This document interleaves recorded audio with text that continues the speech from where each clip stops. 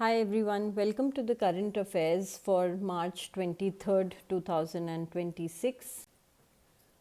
The first piece of news is massive landslide hits Mandi after rain. 9 houses have been evacuated. What one needs to know for this is that questions on geographical phenomenon are often asked in the UPSC prelims and mains. Landslide kya hota hai, what are the propelling factors? Mandi is of course in Himachal Pradesh, and as we all know, hilly areas are more prone to such weather phenomena as landslides. Landslides, we all understand, is of course when a massive chunk of soil or rocks and stones along with it and debris flow down the slopes and have obviously been a great cause of worry for people. Normally, the factors which propel this are steep slopes and gravity, geology, and the soil type. So, many times, if it is young mountains which are made of fractured and rocks which are easily broken, then that causes a problem. Hydrological factors are there, narrow, rapid rivers being one of them. Then, other trigger factors include sudden changes in the weather, cloudbursts, etc., and also human induced factors such as construction on hilly slopes for various reasons, rock cutting for roads, and other such reasons lead to landslides. NDMA guidelines have been formulated to help prevent and manage the damage caused due to landslides. The next one is India's dual dependence on West Asia for urea production. So, of course, much of the current affairs in the past few weeks has been dedicated to the war in West Asia and how that is going to impact the world around us. Apart from the ongoing issue of LPG shortage, data has shown that the crisis could also affect India's supply of liquefied natural gas (LNG), and that in turn will put at risk the production of urea, which is a key fertilizer in the country's majority agrarian economy. One must remember that as with LPG, for LNG also India is heavily dependent on imports, exposing many of its sectors to global shocks. And data has shown in 2025 itself, India bought more than 50% of its natural gas from the international market and is the fourth largest buyer of natural gas in the world, with an imported supply of 261 lakh metric ton in 2025. Majority of these imports are tied to long-term contracts with suppliers in Qatar. As with LPG, UAE and Oman are also suppliers for us. Natural gas से ammonia produce किया जाता है जिससे फिर fertiliser बनाया जाता है, और जो फाइनेंशियल ईयर 2026 था उसमें अबाउट 30% इंडिया का LNG supply production of fertiliser में इस्तेमाल किया गया था. इसके अलावा demand also comes from industry and gas fired power and city gas networks which supply to households and vehicles. The next piece of news is whether compulsory voting is feasible in the Indian context. ये question इसलिए arise किया, everyone knows that assembly elections in some major states are on their way, and also with the ongoing exercise of SIR revision in the electoral rolls, constant petitions and matters are being heard in the Supreme Court as well. In one of the election related matters, the Supreme Court recently raised the question of compulsory voting and how feasible it is.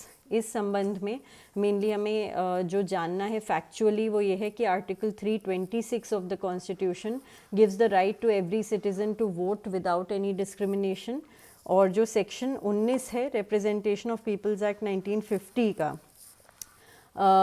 वो require करता है citizens to be at least 18 years old and ordinarily resident in constituency to be registered as elector.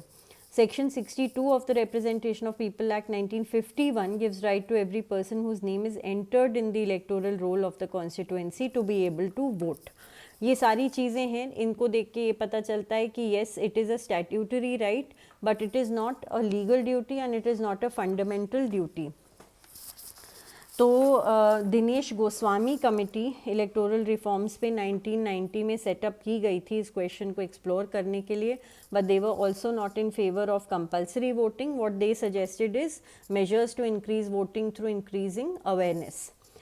Similarly, the Law Commission 255th report in 2015 spoke about or discussed the issue in detail, and it reflected on the fact that compulsory voting may increase voter turnout by a marginal percentage of 7%, and this is also because of the strict enforcement of voting, but not because people genuinely possibly want to vote. So what may be required in the long run is actually a change in mindsets through targeted campaigns rather than making it a punishment. The next one is, as West Asia war threatens gas supply, remembering a gas grid India never built.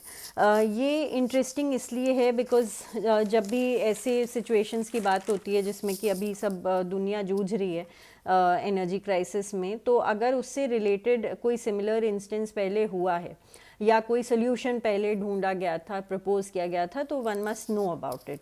सो इसी से related एक खबर जो इसमें बताई गई है वो ये है कि गैसिफाइड कोल को भारत की फ्यूल नीड्स को मीट करने के लिए 1955 में Syed Hussain Zaheer, who was the director of the Regional Research Laboratory Hyderabad RRLH, now the CSIR Indian Institute of Chemical Technology IICT, who later went on to become Director General of CSIR, he had submitted a plan to the then Prime Minister Nehru for a cross-country national gas grid.